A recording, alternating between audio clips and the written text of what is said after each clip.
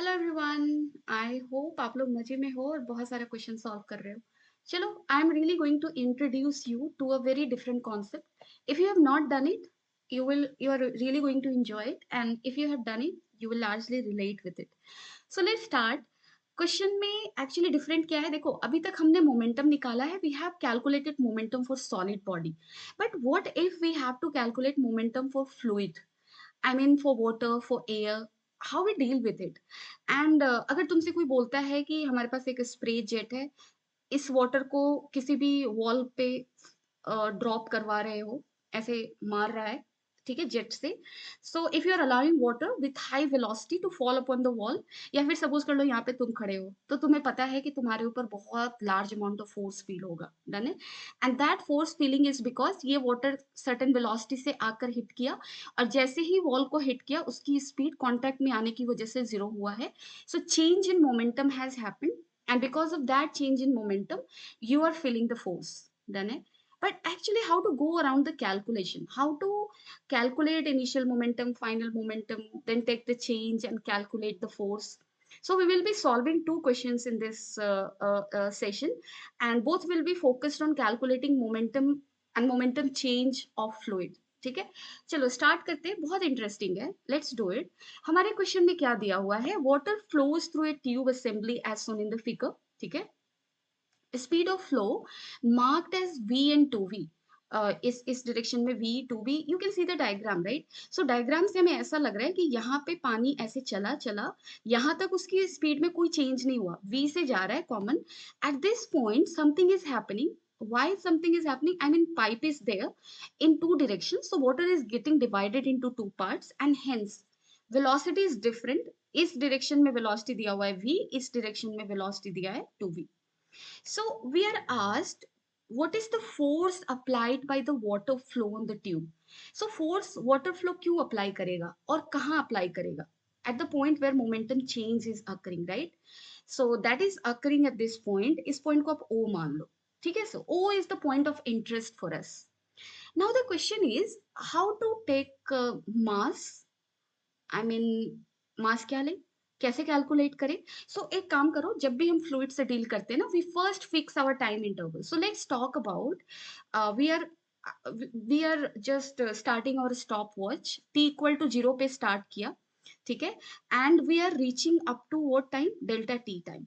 And in this time interval we are seeing how much water is coming to this point O, ठीक है। So t equal to zero पे observe करना start किया, and delta t time तक observe किया, and we are trying to see how much water is coming. तो देखो, इस अमाउंट को निकालने के लिए first you should try to see how much length of water will reach to the O. So delta T time में, if water velocity is V, how much length of water will reach there? So you will say length of water reaching, देखो I am going from very basic, क्योंकि मैं ये सोच के explain कर रही हूँ, you people don't know anything about it. So जिसको आता है वो तो अच्छे से समझेगा ही, जिसको नहीं आता है they will also get it from the very basic. So length of water को आप क्या लिखोगे? V delta T. इसका क्या मतलब है? इसका सिंपल मतलब ये है, सपोज कर लो v डेल्टा टी लेंथ ये है, इसका मतलब ये हुआ at t equal to zero this water was here, and at t equal to delta t यहाँ पे जो भी वाटर था इस क्रॉस सेक्शन में वो भी ओ तक पहुंच गया है। So in delta t amount of time this much amount of water has reached, है ना, पहुंच गया है ऊपर। So if my I mean जब मैं क्वेश्चन सॉल्व कर रही हूँ, I have fix time delta t. So in this time delta T how much water is reaching, amount of water I am talking about. So amount of water आप कैसे निकालोगे? Mass of water कैसे निकालोगे? So volume into density, how much volume of water is reaching at O in time delta t. So you will say कि आप इसका volume निकाल लो, ठीक है, मैं निकालती हूँ। लेंथ इसका है तुम्हारा v delta t, area of cross section is a, this is the volume, and this will become mass, ठीक है। Now after reaching at point O, water is getting divided into two parts. So इस part में आप देख लो कितना मास जा रहा है। Let's calculate that. Let's say m1 amount of water is coming here and m2 amount of water is coming here. So in delta t time, how much length will get covered in this direction? You will say v delta t, क्योंकि इधर भी velocity v है, सो चलो m1 को मैं लिख रही हूँ length v delta t, area of cross section इसका क्या है a/2, so this is the volume into density. So if you compare this thing with this thing, you can see that this is half of this, right? So m1 is nothing but m/2. Now let's calculate m2. वैसे calculation की जरूरत नहीं है क्योंकि अगर इधर m/2 गया है तो डेफिनेट सी बात है इधर m/2 आ जाएगा, total being m, right? So directly we can write, but मैं आपके लिए लिख देती हूँ. लेंथ इधर क्या लिखोगे? Velocity is 2v, so length is 2v delta t. And what is area of cross section? A/4, so this is volume into rho, so this is also m/2. You can see clearly, है ना?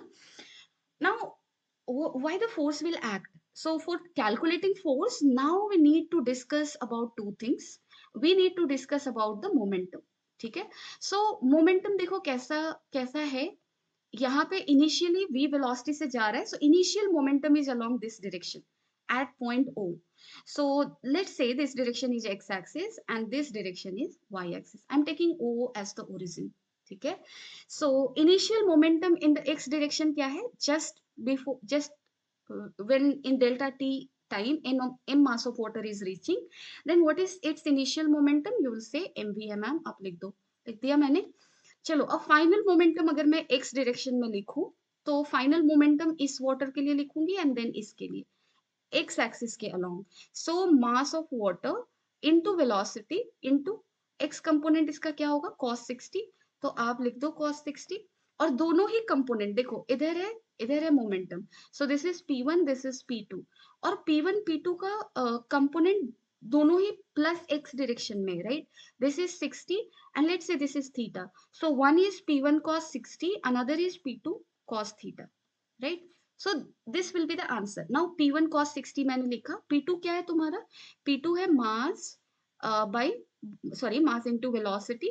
Cos theta is how much? It is given that this theta is nothing but cos inverse 3/4. So cos inverse 3/4 कहने का मतलब अगर ये theta है तो ये 3 है, ये 4 है, क्योंकि cos थीटा का वैल्यू 3/4 है, राइट? सो 3 and 4 लिया मैंने, तो ये कितना हो जाएगा तुम्हारा? √7. ठीक है? सो m/2 into 2v into cos theta, that is 3/4. Now you go for the calculation. This is 3 mb/4, this is mb/4.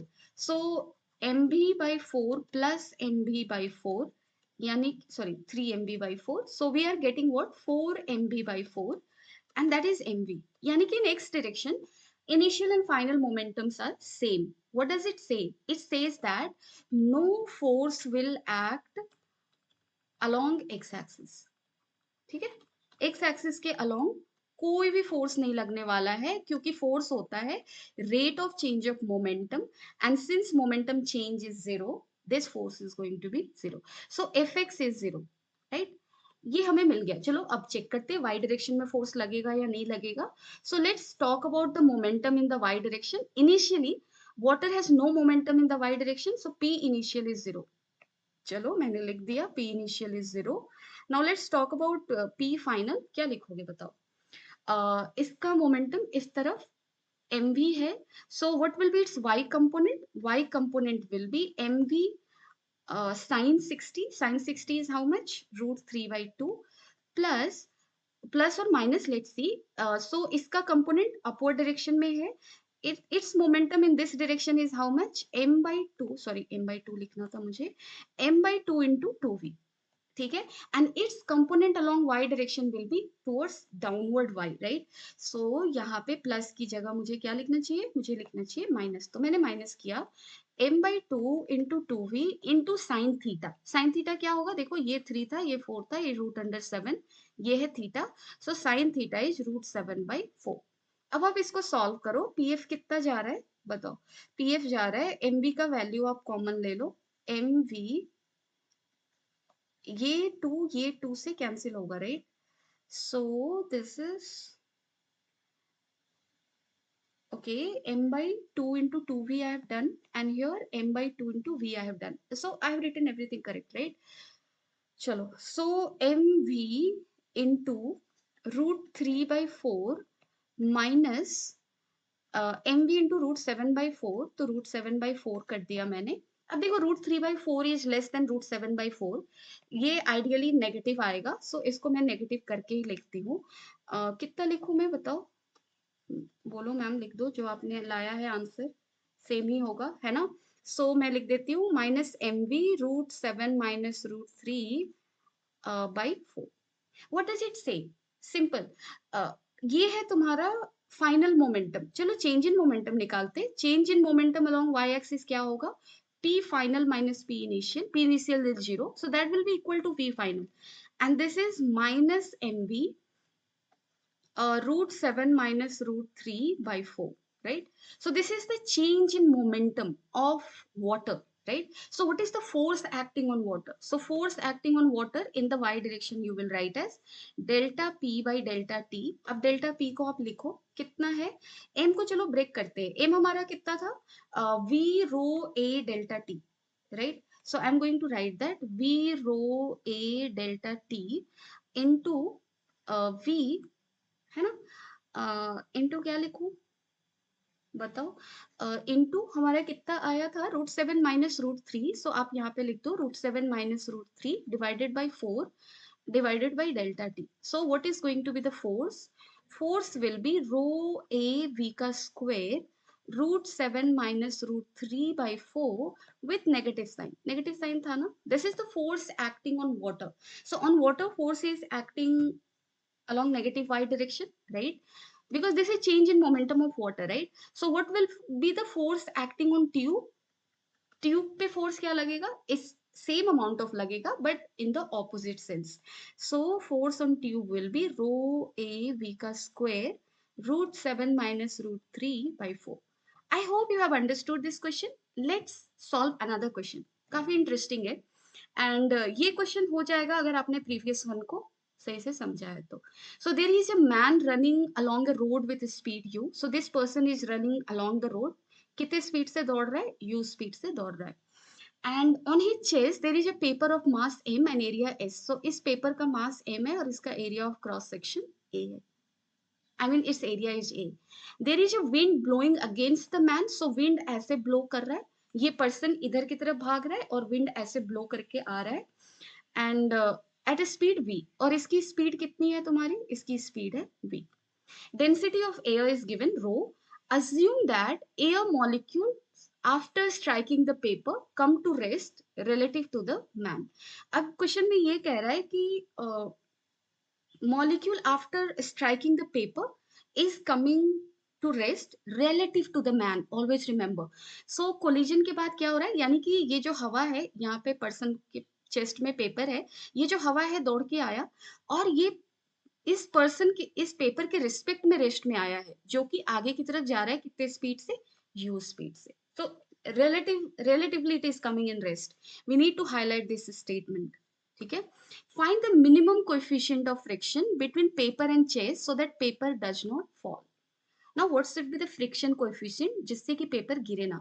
तो आप ध्यान से देखो, पेपर का मास नीचे की तरफ mg, और पेपर को अगर गिरना नहीं है नीचे की तरफ तो फ्रिक्शन ऊपर की तरफ लगना चाहिए such that F equal to mg. So F equal to mg हमें करना है, बट फ्रिक्शन को आप कैसे लिखोगे? फ्रिक्शन क्या होगा? Less than equal to mu n, and F equal to mg होगा हर केस में, so mg should be less than equal to mu n. We need to put the value of n. Normal reaction कहाँ से मिलेगा? सो जब हवा इसको आगे की तरफ से पीटेगा, in short strong wind is coming, right? So when it will strike the paper, it will apply certain force to it. Newton's third law के according पर्सन भी विंड पे जो भी है फोर्स लगाएगा। सो बेसिकली विंड पे जो force लग रहा है ना, सॉरी, विंड पेपर पे जो फोर्स लग रहा है ना, that force is acting because of wind hitting it. ठीक है, and that will act as a normal reaction here, है ना। जैसे तुम सोच लो कि तुमने टेबल पे एक पेपर रखा और उसको तुमने ऊपर से क्या किया? प्रेस किया, तो you are applying force on it, and in return paper जिस चीज से कांटेक्ट में है, that contact will apply force in the absence, right? Done है। So let's solve it. अब देखो, ये पर्सन, ये पेपर पे क्या फोर्स लग रहा है, दैट वी नीड टू सी। कितना फोर्स लगेगा बताओ? आई मीन ये वाला फोर्स जो लग रहा है पेपर पे because of change in momentum of fluid hitting it, that will act as a normal force, है ना? क्योंकि यहाँ पे अगर आप सोचो नॉर्मल जो नॉर्मल रिएक्शन आप लिखते हो ना, वो किसकी वजह से ऐसा लिखते हो ना, अगर हमारे पास एक बॉडी है वो किसी सरफेस से कांटेक्ट में है, तब आप बोलते हो इधर mg और ऊपर नॉर्मल। बट ये नॉर्मल लगा क्यों? आप इस चीज को एक्सप्लोर करो। यहाँ पे mg नीचे था तो तुम क्या कर रहे थे? तुम ग्राउंड को mg के बराबर फोर्स से प्रेस कर रहे थे, and that is why ground is giving you force in the upward sense, जिसको हम नॉर्मल रिएक्शन बुला लेते हैं। डन है? बट यहाँ पे आप इमेजिन करो ना, ये mg इधर है, mg सरफेस के परपेंडिकुलर नहीं जा रहा, सरफेस से पैरेलल जा रहा है, so it will not initiate any normal reaction, right? So mg की वजह से ये गिरना चाहेगा, जिसको रोकने के लिए सरफेस से पैरेलल कुछ फोर्स लगना चाहिए। सरफेस से पैरेलल जो फोर्स होता है वो फ्रिक्शन हो सकता है।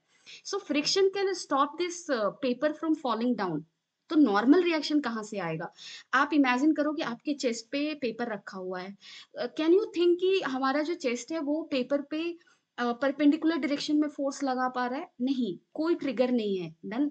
सो we you need to, I mean you need to give a hard thump on the paper. अगर आपने पेपर को जोर से ऐसे दबाया तो क्या होगा? तब हमारे रिएक्शन में chest will apply force on it, and that we will term as normal reaction. तो यहाँ पे नॉर्मल रिएक्शन को ट्रिगर कौन कर रहा है? विंड, जो कि उसको, जो कि उस पे हेवी फोर्स लगाएगा। So we need to talk about what force wind is applying on the paper, that will be counted as normal reaction. Let's look for it. So again I will say कि आप delta t time लेकर चलो। So let's say delta t time में, जैसे यहाँ पे diagram ऐसे simple बनाती हूँ मैं, ठीक है? सपोज कर लो ये तुम्हारा पेपर है, ठीक है? And wind is coming like this. Let's say I am telling in delta t time this much length of wind particles will hit the paper. So how much mass is hitting the paper? So this length will become equal to how much? Speed of wind is v. But remember, यहाँ पे wind after hitting paper is coming to rest relatively. So it is coming to rest relative to the paper. So let's talk about speed of this wind approaching this paper relative to the paper. जैसे देखो, अगर अगर ये person rest में होता तो this wind is approaching this person with what speed? V speed. But this person is not in rest, he is moving in this direction with what speed? U. So relatively, with what speed wind is approaching this paper? You will say, ma'am, it is V plus U, है ना? क्योंकि इसको अगर आप calculation में जाना चाहते हो तो आप जा सकते हो। क्या लिखोगे? आप लिखोगे velocity of wind with respect to ground is how much? It is equal to v in which direction? In this direction. What is the velocity of man with respect to ground? That is u. In which direction? This direction. So vwg को आप क्या लिखोगे? vw minus vg, that is v in this direction, and this is vm minus vg, that is in u in this direction. So इसको आप negative ले लो। कोई एक direction को पॉजिटिव लो, दूसरा नेगेटिव होगा। अगर तुम्हें velocity of wind with respect to man निकालना है, इन दोनों को सब्सट्रैक्ट करना होगा। So when you will subtract it, you will get v plus u.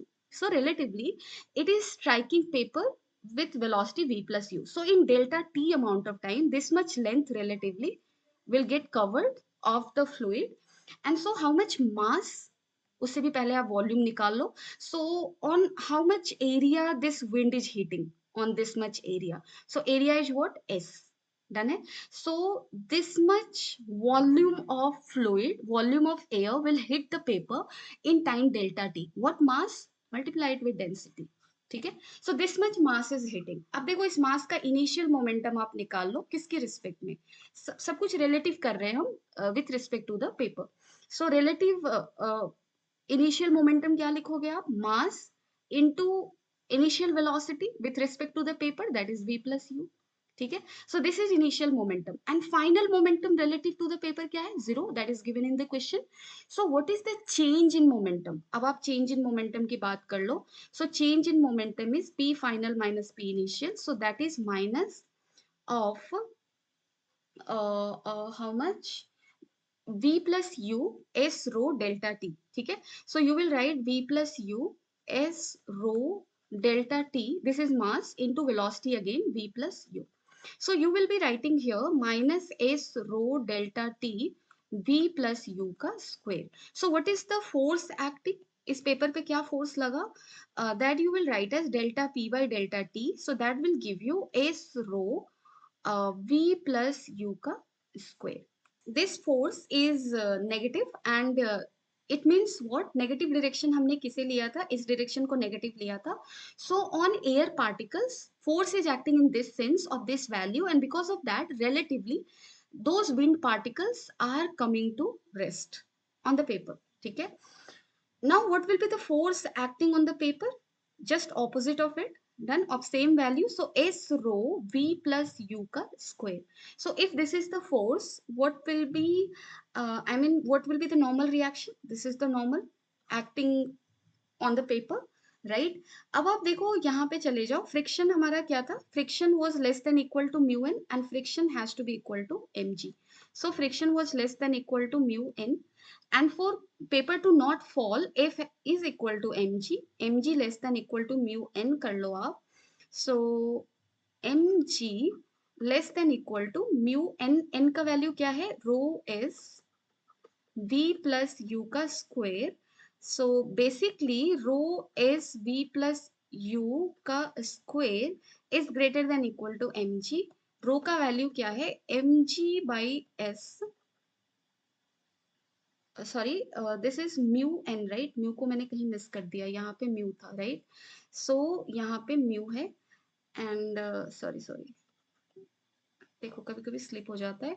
So mu को आप क्या लिखोगे, यहाँ पे rho s m g by rho s v plus u का square greater than equal to. So I mean minimum value of mu should be what, mu minimum should be greater than or equal to, it means minimum value is mg by rho s v plus u ka square. I hope you got this question, and I hope you understood how to go with calculating momentum of fluid or change in momentum, and in that case what will be the force operating. Done hai? But if you feel like I couldn't explain something in a better way, you can always let me know in the comment section so that I can try explaining once more. Okay, so if you have any doubt, you can drop it there. Thank you.